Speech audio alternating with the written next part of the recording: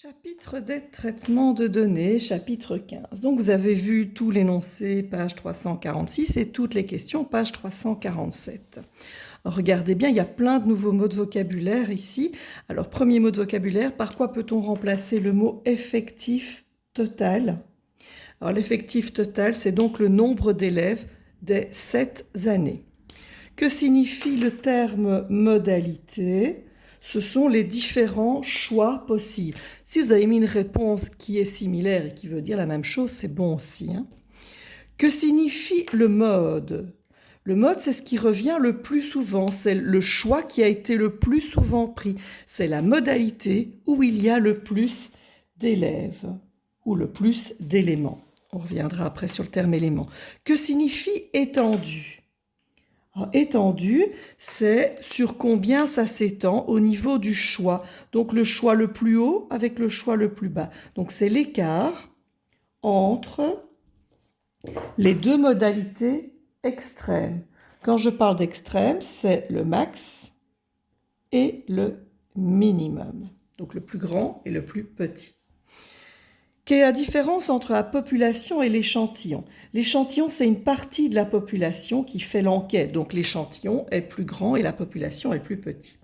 Voilà un tableau qui représente les différentes données d'un exercice. On a un lancer de dés.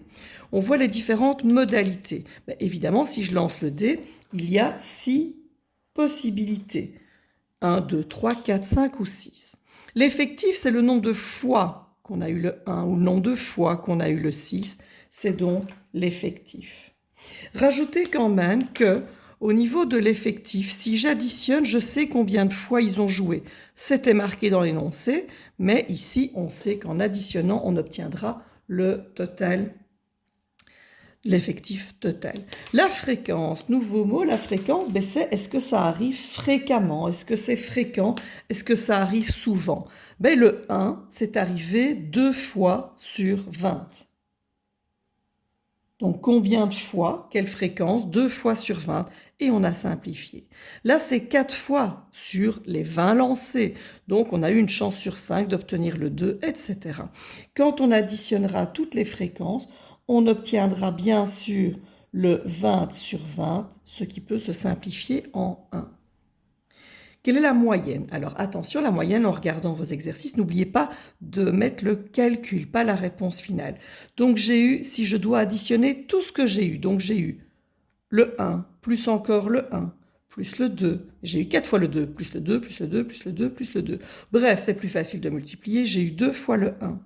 J'ai eu 4 fois 2 points. J'ai eu 5 fois 3 points, 4 fois 4 points, 1 fois 5 points et 4 fois 6 points. Je mets entre parenthèses et je sais que pour calculer la moyenne, je vais devoir diviser par le nombre total qui est 20. J'additionne, je divise et j'obtiens 3,5.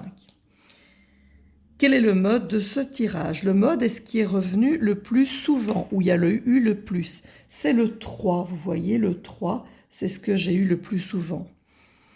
Que signifie effectif dans le tableau? L'effectif, c'est le nombre de fois qu'on a eu telle face ou telle face.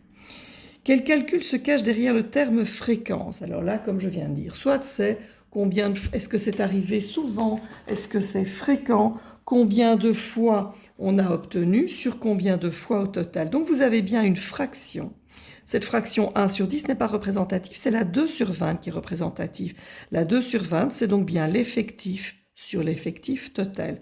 Donc marquez fraction effectif sur effectif total. Que représente le 1 sur 4 dans la ligne des fréquences? Ça signifie que le 3 est sorti une fois sur 4 et ça venait de 5 fois sur le 20 au total. Mais donc on a 25% de chance d'avoir le 3 et c'est pour ça que c'est le mode, c'est celui qui est le plus fréquent. Exercice 3, on place 5 billes blanches, 7 billes noires et 3 billes bleues. On voit déjà qu'au niveau du mode, ce sera le noir, que la fréquence la plus grande, ce sera le noir et que ce qui est le moins fréquent, le moins souvent, c'est le bleu. À quelle fréquence est-ce qu'on obtient une blanche?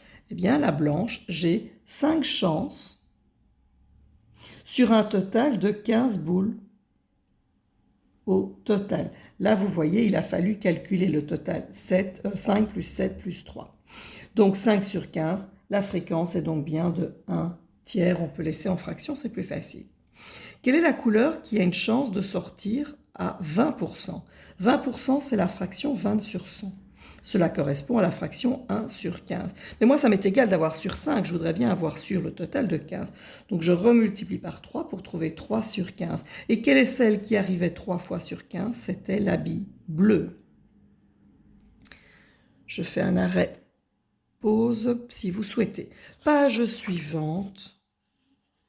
Même chose, page suivante, vous avez la moyenne. Pour calculer la moyenne, vous devez donc additionner toutes les cotes et vous devez diviser par 10, vu qu'on a 1, 2, 3, 4, 5, 6, 7, 8, 9, 10 cotes. Donc 135 divisé par 10, donc la moyenne est de 13,5 sur 20.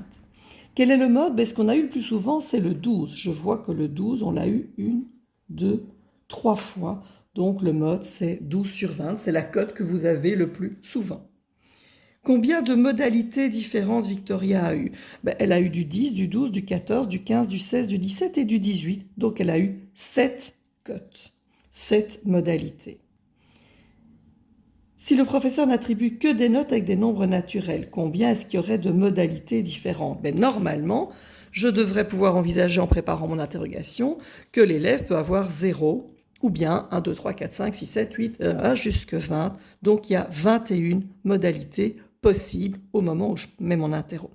Quelle est l'étendue des résultats pour Victoria? Qu'est-ce qu'elle a eu le plus? C'est 18. Et le moins, c'est 10. Donc on a un écart de 8. C'est ce qu'on appelle l'étendue entre le maximum et le minimum. Elle va avoir une dernière évaluation. Donc une 11e évaluation. Elle voudrait bien obtenir une moyenne de 14 sur 20. 14 sur 20, ça correspond à 154 sur 11 qu'il lui faudrait pour avoir ça. Donc à ce moment-là, puisqu'elle a déjà, je le rappelle, 135. Donc pour avoir une moyenne totale, 154 sur 11, il lui faut un 19 sur 20. En français, les évaluations ne sont pas toutes sur la même pondération. Comment est-ce qu'on calcule la moyenne? Eh bien là, on calcule les cotes, c'est la même chose, mais n'oubliez pas de calculer le total. Donc ici, en fait, on avait 135 sur 200. Donc ici, on va avoir 86 sur 125. Je divise 86 sur 125, ce qui me donne ça à la calculatrice. Je mets en centièmes. Vous voyez que j'ai 68 centièmes, 8, donc j'arrondis à 69% de moyenne. C'est vrai qu'elle a eu un 1 sur 10, mais elle a eu des très très bonnes cotes qui ont bien remonté à quasiment 70%. Le professeur lui dit d'annuler une de ses cotes. Alors évidemment, elle se dit qu'elle va peut-être annuler le 1 sur 10. Calculons, si elle annule le 1 sur 10, ça lui fait une cote de 74%. Vous refaites le calcul comme ça, ça lui fait du 85 sur 125. Ça fait 74%. Mais par contre, la cote sur 30, où elle a eu 10 sur 30, c'est pas si loin de la moitié, mais c'était une cote sur 30. Si on enlève cette cote-là, ça lui donne 76 sur 95. Et vous voyez qu'à ce moment-là, ça lui fait une cote de 80%. Donc, il est beaucoup plus intéressant de retirer la cote de 10 sur 30. Page suivante ensemble, avant de passer à votre devoir. Vous avez la fréquence d'obtenir un 1. Alors, quelle est la fréquence d'obtenir un 1? On voit qu'il y a 6 boules qui portent le numéro 1, donc j'aurai 6 sur 20, que vous pouvez simplifier en 3 dixièmes. Quel numéro a la fréquence de 1 sur 10? De nouveau, sur 10 ne m'intéresse pas vu qu'il y a 20 boules. Je passe à sur 20, 2 sur 20. Quelle est celle où j'ai 2? Eh bien, il y a 2 fois le numéro 4. Donc, c'est le numéro 4 que j'ai en une chance sur 10. Quelle est la fréquence de tirer une boule dont le nombre est strictement inférieur à 3? Inférieur à 3, c'est soit la 1, soit la 2. Donc, la 1, il y en a 6. Et la 2, il y en a 8. Donc au total, des 1 et des 2, j'en ai 14 sur 20. Et voilà la fréquence, 14 sur 20. Un élève imagine une condition qu'il a une chance sur 2 de réaliser. Donc il faudrait une chance sur 2. Je passe à sur 20 puisque j'ai un total de 20 boules. J'arrive à 10 sur 20. Qu'est-ce que je pourrais dire? Comment arriver à 10? En faisant 6 plus 4 par exemple. Donc les numéros 1 et les numéros 3. Alors qu'est-ce que je pourrais dire? Par exemple, un numéro impair. Donc je pourrais dire quelle est la fréquence d'avoir un nombre impair. Voilà, la page 350 que vous me mettez en assignment, petit exercice, petit devoir pour demain. Excellente journée, à demain.